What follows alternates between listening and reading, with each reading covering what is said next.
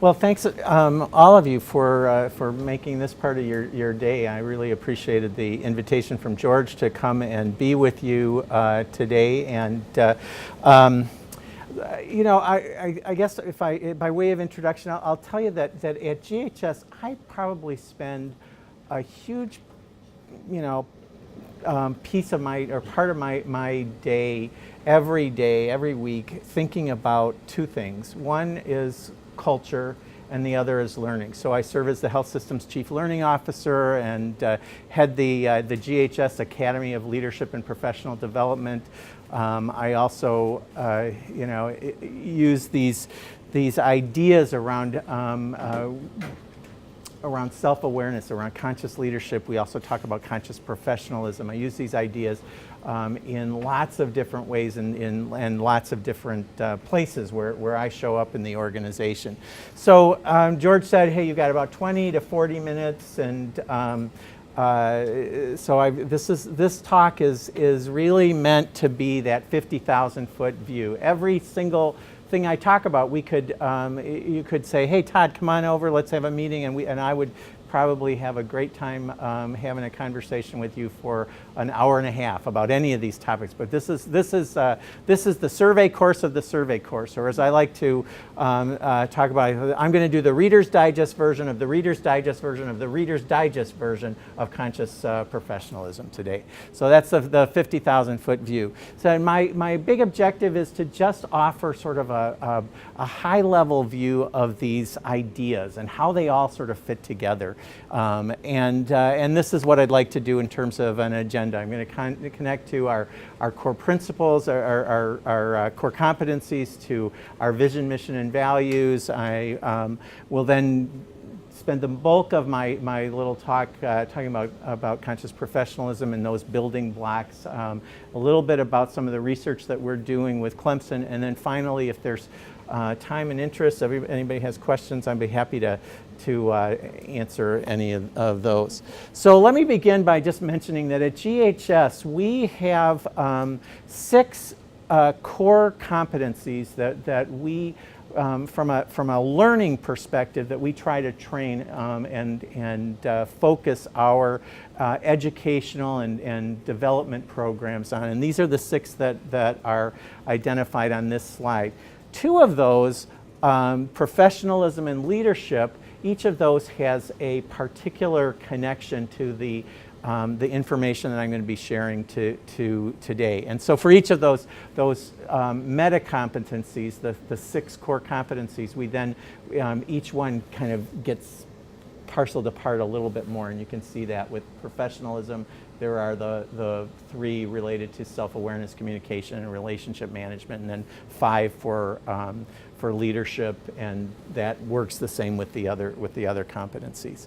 So at GHS, we're an organization that really stands by our vision, mission, and values, and we try to infuse that into the work that we do and the way that we think and talk about what we're doing in the organization. So we start with our vision. It's a big idea. This is not a status quo kind of organization. Our vision, at the highest level, we say we want to transform healthcare for the benefit of the people and communities we serve. And the way we're going to do it is through our mission of healthcare professionals working together to heal compassionately, teach innovatively, we're an academic medical center, and improve constantly. This idea that everything that we do in our organization, the next time we do it, we know that we could do it just a little bit better, so that improve constantly. And then our values: together we serve with respect and integrity, respect, trust, and openness. All part and parcel of how we talk, and we almost every meeting at GHS, somewhere in that meeting, and usually at the very beginning, we start with these anchor reminders about who we are. Now, how does that connect to what I'm going to talk about? I believe that invitation to our workforce to be change agents, to transform healthcare, that the idea that when we interact with our patients and families, that compassion is the way that we lead, and that this notion of nobody does any of the work that we do in our organization in a silo, that we're not, that together we serve.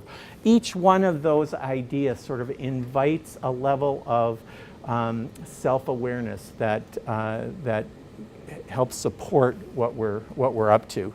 So now to talk about this notion of conscious leadership, and we've been using that term for many years, and a couple of years ago, well, not even that long ago, probably just within the last year or 15 months, we started having the light bulb go on that this is sort of a law of unintended consequences.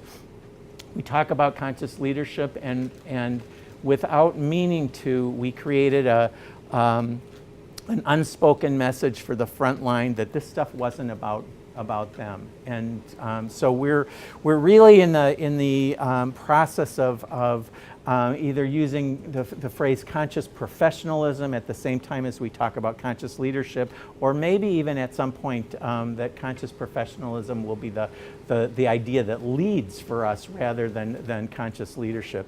And my gears are always turning when I think about this. So I actually am starting to think about how many other ways can we talk about conscious than fill in the blank.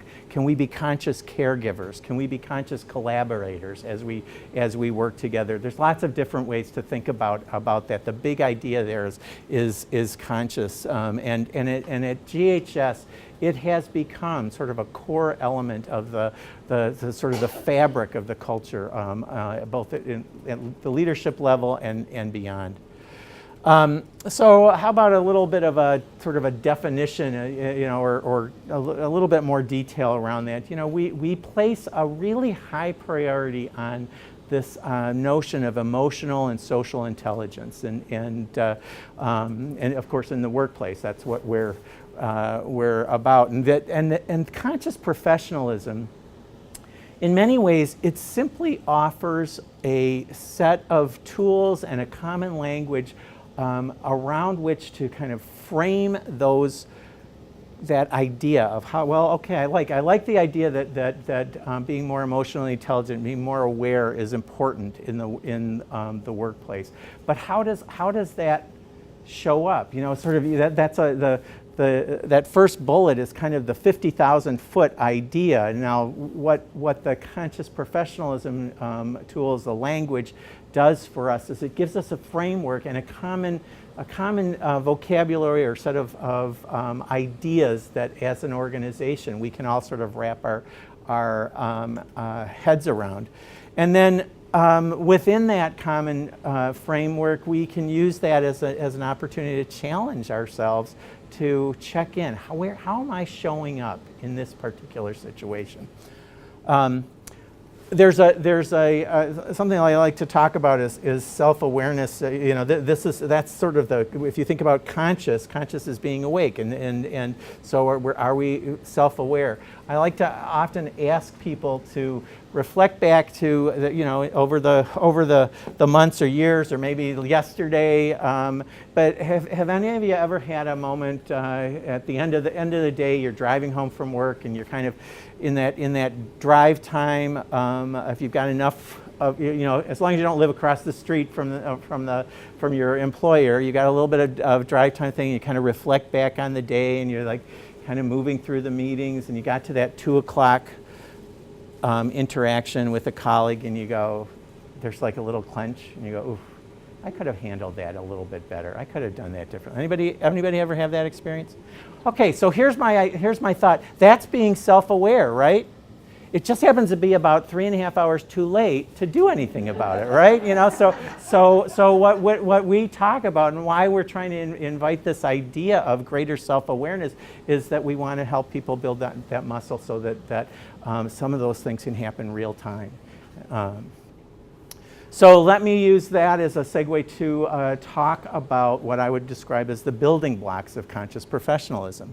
So here's a framework that I developed, or sort of a storyboard that we start out with this whole idea that everything is in this container. Everything that I'm about to show you is in this container of conscious professionalism or conscious leadership. And we start with this first core concept, and that is the idea that all leadership, all relationship actually, can be distilled to a conversation, and to conversation, not a conversation. And in any conversation, there's always two elements. The first is the content. That is what we're talking about. It might be the budget. It might be a new policy. It might be, but it's the content. But then wrapped around the content is what we describe as context. And context is the how we're speaking, how we're listening.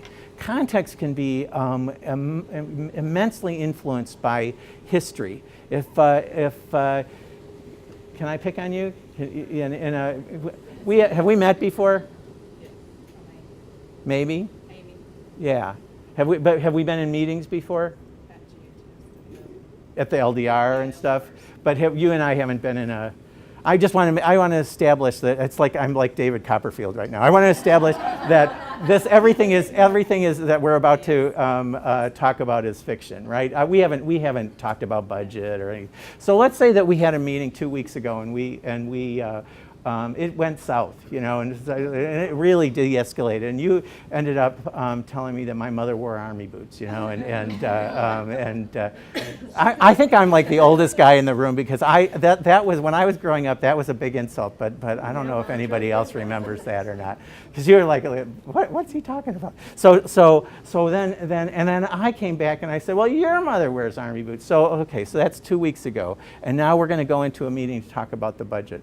What's the chance that we're going to only pay attention to the budget when we come in to talk? What's the chance that we're not going to remember that other conversation, right? Pretty low, right? So that's when I talk about context, that's an example of how we're talking, how we're listening. We've got now history, fictional history, but we got history here that might influence the context. So that's the big idea, or that's sort of that foundational premise of what we do. And then we say, all right, so context is really important. So let's talk about some different models of context. And at GHS, we actually have 4 different models that we share with people, because what we found is that different individuals find different ones of these models to be useful in different circumstances and situations.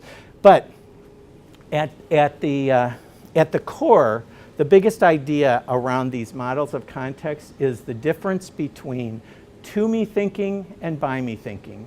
To-me thinking is the frame of reference when we're at the effect of the people and circumstances and situations around us.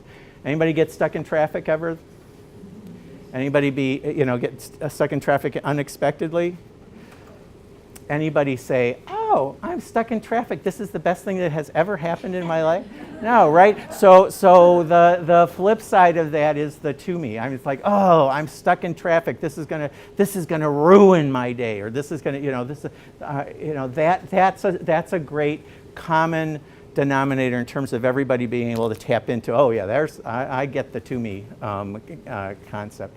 Well, the opposite of to me thinking is by me thinking, and saying, oh, I'm stuck in traffic here. I'm going to change my route. What am I responsible for? How can I take responsibility to change the circumstances? And each of these other models, we talk about being above and below the line. We talk about the Cartman triangle or the drama triangle, and the different roles in that, and then the characteristics of pseudo and authentic teams. Each of those four models of context are a variation on this simple idea of to me thinking and by me thinking.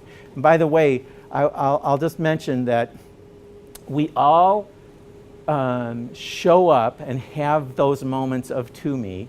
No matter how good we get at this, that still happens. What the big idea is, back to my at the end of the day, I realized that I could have handled the situation a little differently. The big idea here is how can we how can we manage ourselves, and how through higher levels of self-awareness, emotional intelligence, how can we actually accelerate the shift from to me to by me when those experiences happen? That's the, sort of in a nutshell, that's what we're all about when we talk about these ideas. So we offer the core, that foundational premise. We then move on to here's some contextual models, and this is, in many respects, this is the first step, or it's like the toe in the pool of self-awareness, because you've got a framework from which to say, whoa, I have been in the to me box all afternoon about this issue, or I've been in the to me box for 17 years about something that my sister said to me at Thanksgiving in 2001 or something like that. But that's that frame of reference. And again, we go back to this idea of common language. Hey, if I can talk about the to me thinking, and we've all been talking about these ideas, then when I talk to you about being in the to me box, you know what I'm talking about, right? So there's the first step of self-awareness. So we think, okay, that's really good. Now let's take it a little bit further, and we have what we call our 6 essential commitments of conscious professionals. And this is, you've got those on the list. The idea of a commitment to taking full responsibility, or 100% responsibility. Curiosity is a path to learning. So when I feel that clench about something that's not quite going well, or when things are escalating in our conversation, and I'm about to tell you your mother wears army boots, I might be tempted, or I might sort of move to the, hey, why am I doing, what's this all about? So curiosity as a path to learning. The idea of candor in speaking and listening. So being somebody that says what is true for you, but also being the sort of person who others can be candid and say their truth to you, that you're open to listening. Now, candor can often be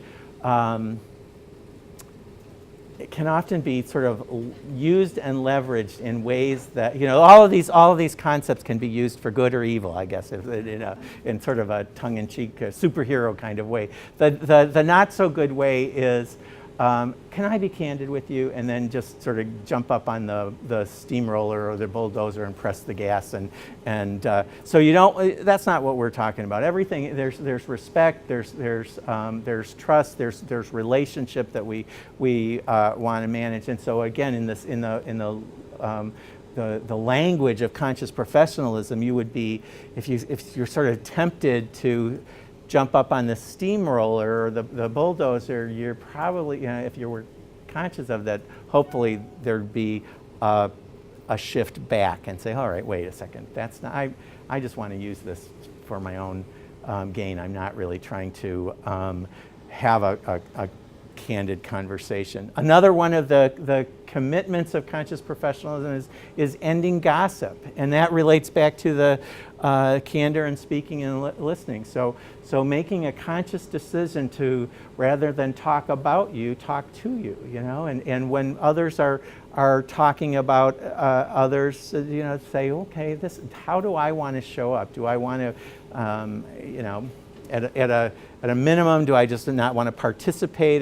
Do I want to take it to another step and say, I'm going to excuse myself when I hear those kinds of conversations? Or do I actually move even further to say, you know what, I'm really working on this commitment around ending gossip, and this feels like gossip, so I'm gonna stop. Sort of name it in the conversation.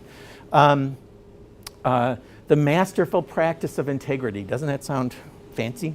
The biggest idea, there are 2 ideas in this integrity commitment. One has to do with feeling our feelings all the way through. So when we're clenching about something, we're feeling frustrated, angry, happy, that we let that feeling sort of move through, as opposed to sort of stuffing it.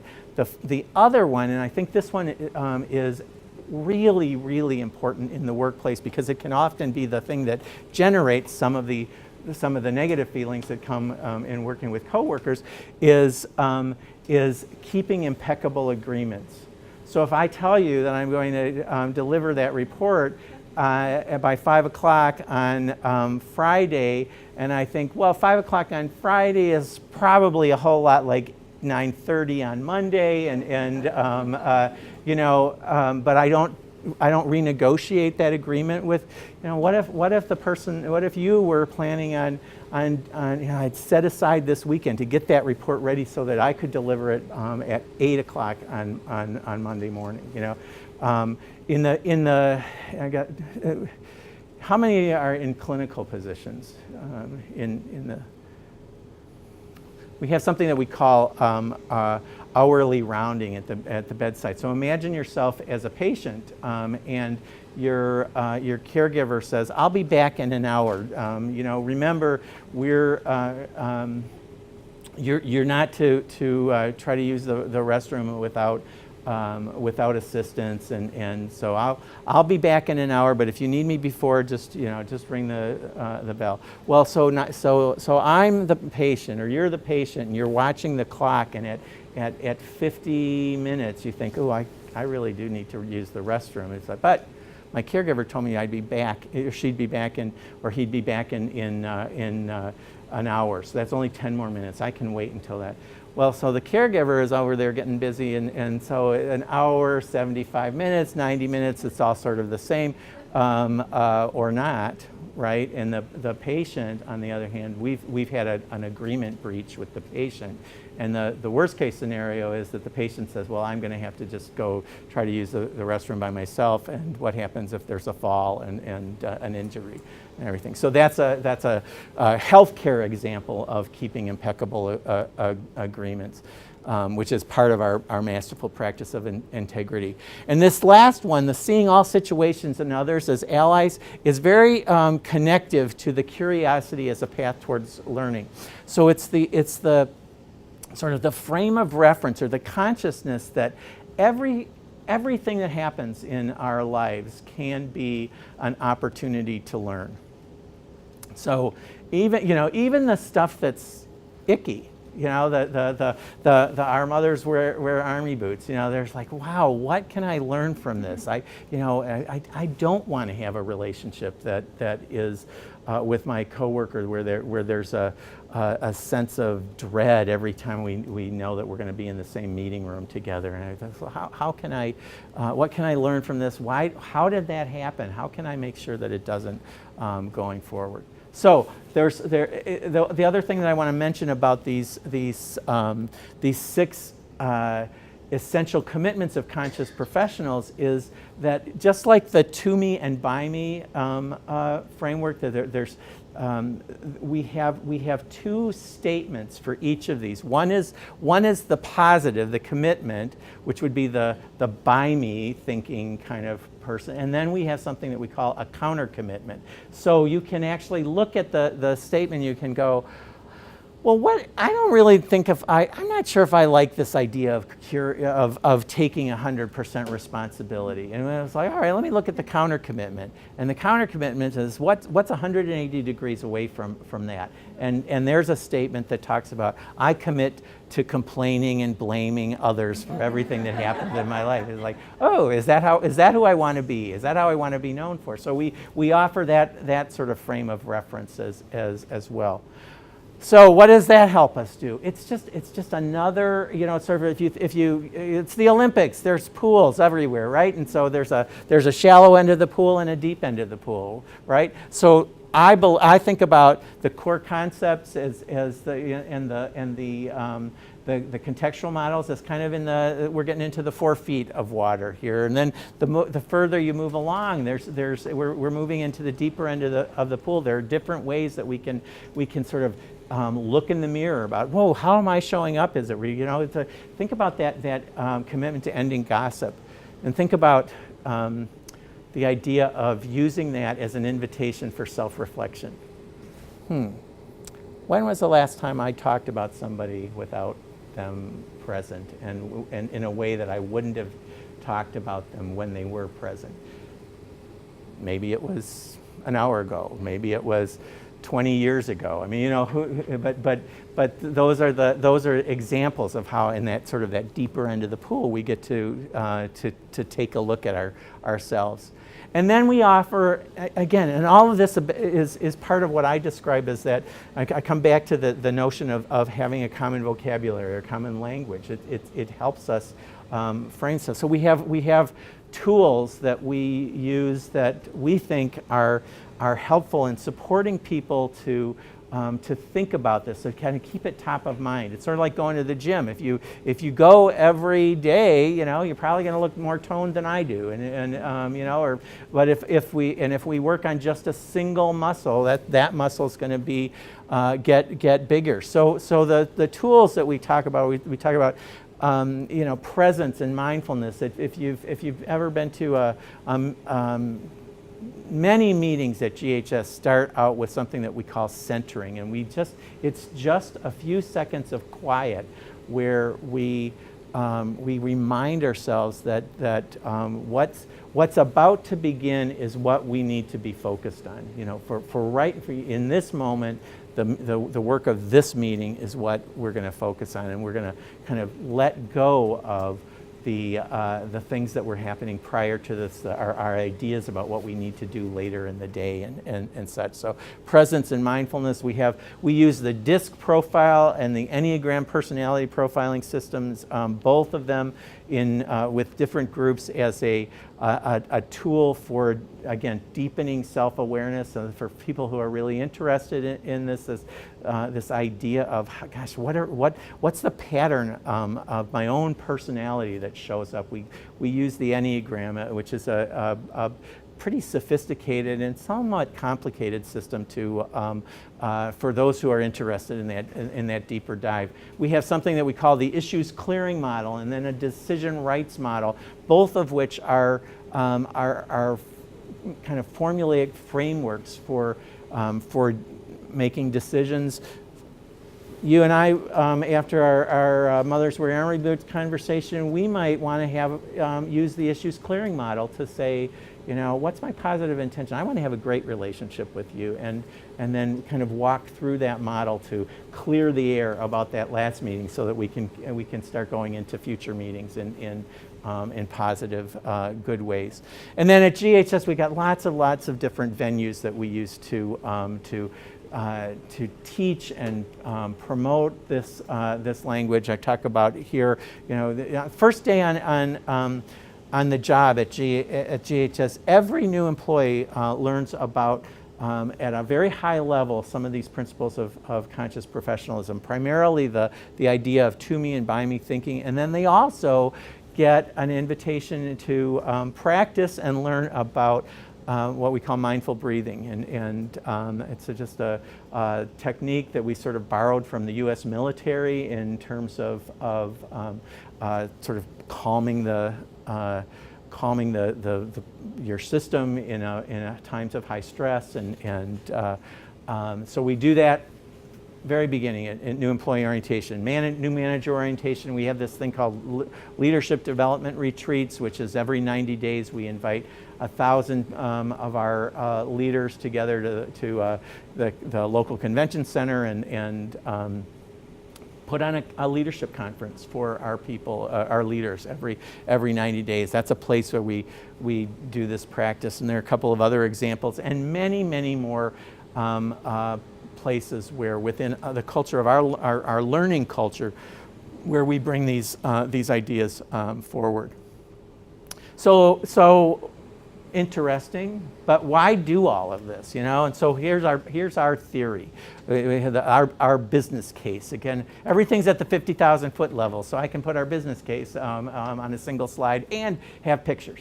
You know, so that we think that when you have teams and groups of professionals who are collectively understanding the language, who are leaning into these ideas and actually starting to practice them, that we end up with stronger, more nimble teams, that we have the potential for higher levels of alignment, that there's more focus, both as teams, but also individually on what needs to be done.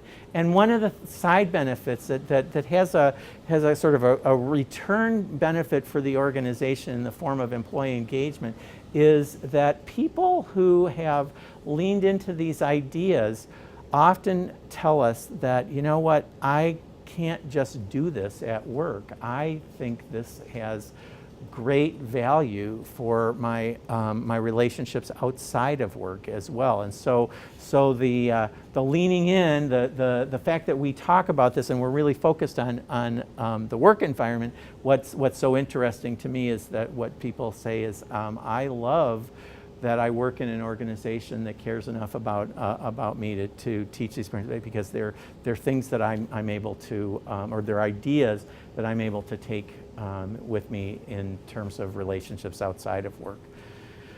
So we still are at the theoretical level. So we have begun a process of testing these theories through a partnership with Clemson University, where we're doing a longitudinal study of leadership. We're about to start our third year of this study in the fall. So far, we've done 4 different surveys that are connective. 2 of them are special targeted leadership surveys, and then we are able to connect back to our employee engagement surveys. And we're also, interestingly, beginning to do some connective work as well with our annual culture of safety safety survey within the organization. And this is the great value of having an academic partner, because I show up at the meetings and I'm sort of known as the guy, the Johnny One Note of these meetings with the researchers. And I thought, all I want to know is, does it work? You know, does this matter? Does anything that we're doing matter? And they say, we're gonna get there, but let's talk about the theoretical model that we have to use in order to get there. And so we've got the researchers who are really thinking through the if this, then that, if that, then this kind of step by step. And what we've found so far, and that's the value of this longitudinal study, that we're not just interested in finding out like one spot in time. We're wanting to look over time. Can we actually shift culture? Can we and perspective? So the initial findings are that our leaders who have demonstrably leaned in to these ideas, tried, done things to learn more, by participating in different kinds of educational programs and other sorts of offerings. What we're finding is that subgroup, from a statistical perspective, has a significantly higher level of workforce engagement on their teams than the rest of the organization. So that's like a reason to keep doing the research, So far it feels like maybe it matters a little bit, and so we keep going.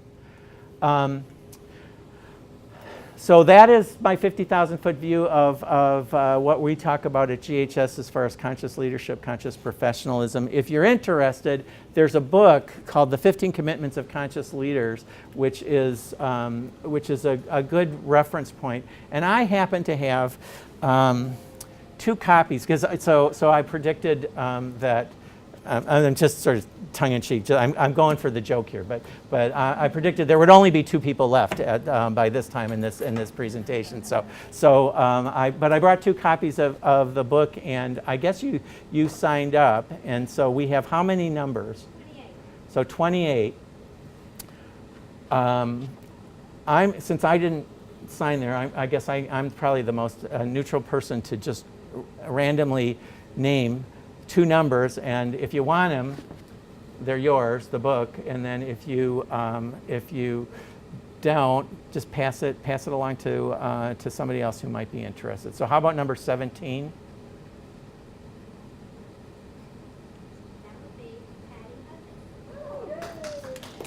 So Patty, there you go. Thank you so much. And if you're going to, you're welcome. And if you're going to pass it along, just do it when my back is turned, so you don't hurt my fingers. All right, so we did 17, and we have 28. Oh, I was like right in the middle. So how about 10? 10 is Michelle. She had to leave for me, so let's get somebody else. Okay, so then we went down, so we'll go up. How about 24? I'm sorry. 24. 24 is Laura Timmerman. Oh, apparently my favorite table was right here. Yeah, so- We know how you are. yeah, you can see it. It's very clear. You were very conscious of my I was bias about to there. say, there you go. You're Yeah, that's right. Well, with that, let me just again say a big thank you to you for making time to do this. I love getting to talk about this, and I'm happy to answer any questions or tell you have a great rest of the day if you're ready to head out and get back to work. Either one is fine with me. Oh. I've got a question. I always like questions from people. Can you go back to the slide where you presented the whole model and at the one, yeah, right there. Can you talk a little bit more about the models of context in terms of when you go to Judy by me and all the way to the pseudo and authentic teams? When you talk about context, how do you move people from one context to another? What's the desired state? What's the desired So what for each of these models of context we have two states. One is the sort of the to me thinking state. The other is the by me thinkers state. And so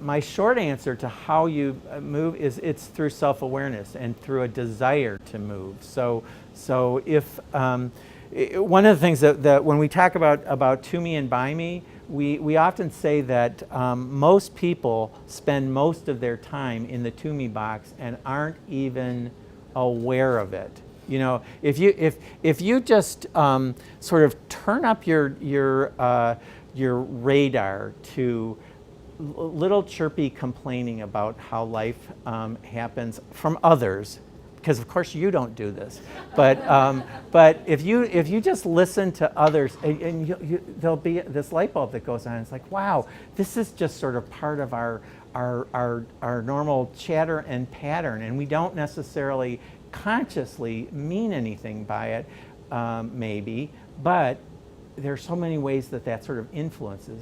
So if we can become more aware of our own patterns of that we then have the opportunity to say, in this moment, what do I want to do? Do I want to complain some more or not?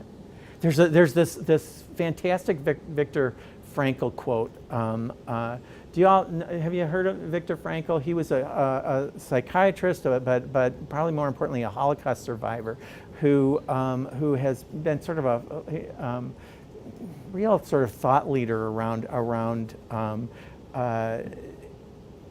some of the things that influence these ideas. And he says, in the between stimulus and response there is a space, and in that space there is the power to choose, and in that choice lies our freedom.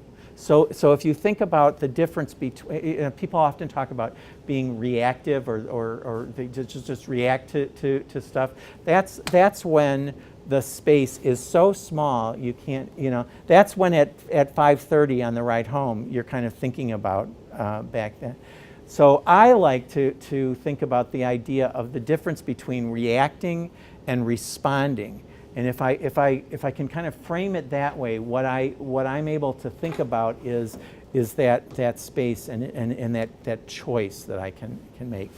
Yeah, in that same context, I think that's what I always reread every email that I type, because when you reread it, sometimes there's little words in there that you didn't really mean to throw in there, so you kind of reread it and say, okay, really, that becomes a little more harsh than I wanted it to be. The question I have is the same question, is do you call other people out, or is that kind of rude to say, hey, you're really below the line, or you're really in the back, so, or is it just you're self-aware, but if you're in a meeting, would you, Well, there's sort of two levels of that. One is always, our first invitation is to look in the mirror, and I'll tell you, that it's always to me, it's so interesting how we often see the others in that space much easier than we see ourselves.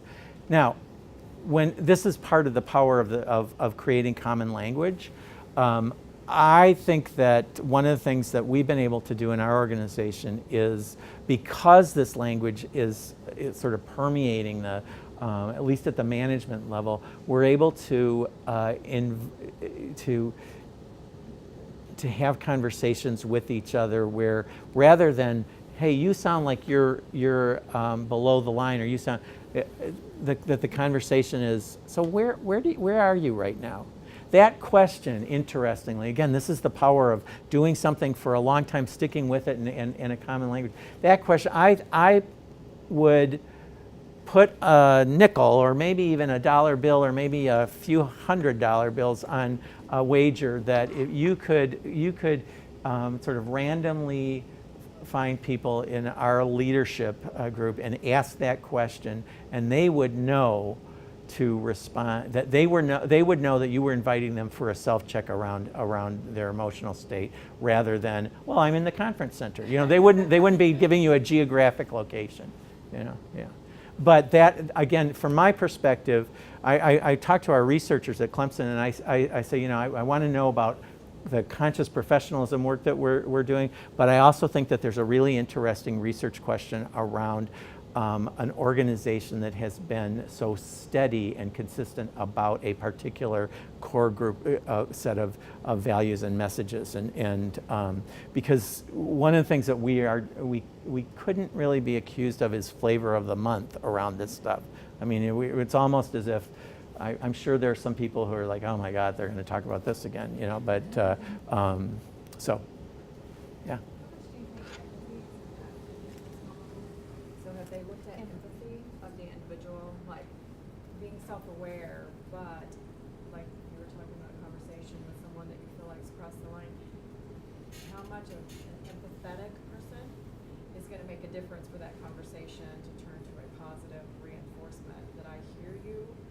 And I just want to clarify, it sounds as if you're not happy with how things are going, and what direction do we want it to go. But I mean, I feel like empathy has a big impact into a person's personality, of how they react, and how conversations will go. So I didn't know, with your models, have they addressed much? Well, so the place where I would say that there are a couple of places where that shows up. One of them is in the clearing model, because there's a whole structure there, and we would use slightly different language about, it sounds like you're not happy, to my story is that you're not happy. So what we try to really own what is ours and let others own what is theirs. So in that situation, here's the facts, and here's the story that I've created around those facts. So that's one piece. My own experience is that for many people, and again, the ones that really lean into this, that there's a way in which this piece of self-awareness, the element of self-awareness starts to extend to other awareness. It's like, wow, if all of this is going on for me when I get curious and I think about what's happening, how can it not be for others? Yeah. Yeah. I was like, yeah, I feel like we're like on the edge of saying you're very empathetic, because by the time you take this knowledge about yourself, you know more than one person and have the feelings. Well, I hope, I want to believe, I'm not positive if this is true or not, but I want to believe that in every person's life there's at least a moment when the light bulb goes on, that I show up for work and people know the person who they know at work, but they don't necessarily, because we're busy, we don't have an opportunity to tell so there's this kind of iceberg effect that in our professional relationships, right? So my sort of maybe Pollyannish goal or wish for the world is that all of us, at least at times, have that moment where we recognize, wow, there's all of the, I just came, I'll use myself as an example. Back in the middle of June, my mom passed away, 93 years old. We celebrated a good long life, but I don't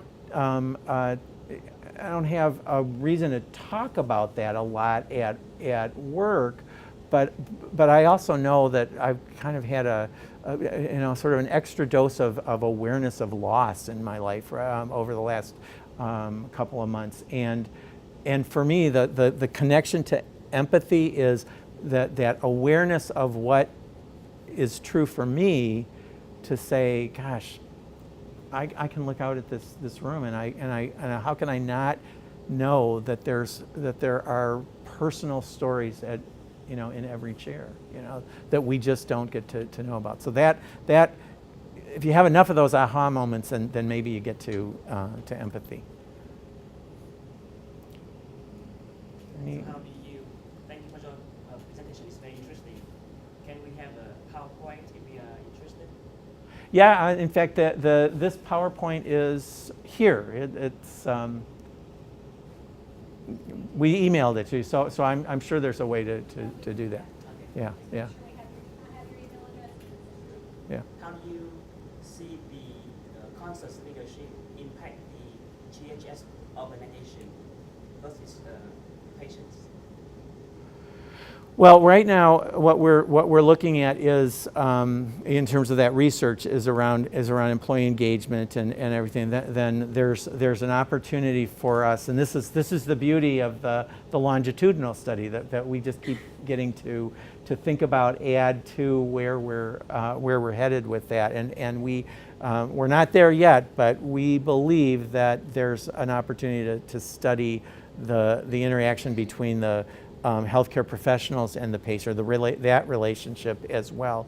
And we also think that there's an opportunity to talk about some of these ideas and concepts from the perspective of patient engagement. So how can we invite a different level of awareness among patients? So what's your 100% responsibility around taking your meds and when you're not here and everything? So there's I don't think we're done. We got a long way to go. Yeah. I think an interesting area for research is to look at what you're seeing in terms of the leadership culture and comparing the different generations, because the millennials have very different values to the X and Y and then the baby boomers. And I wonder if that would actually have an impact on your data, your research. Yeah, I think that sounds like a really fun direction to go. And the one of the great things about studying a big group of employees like we are is that we have that ability to slice and dice in lots of different ways.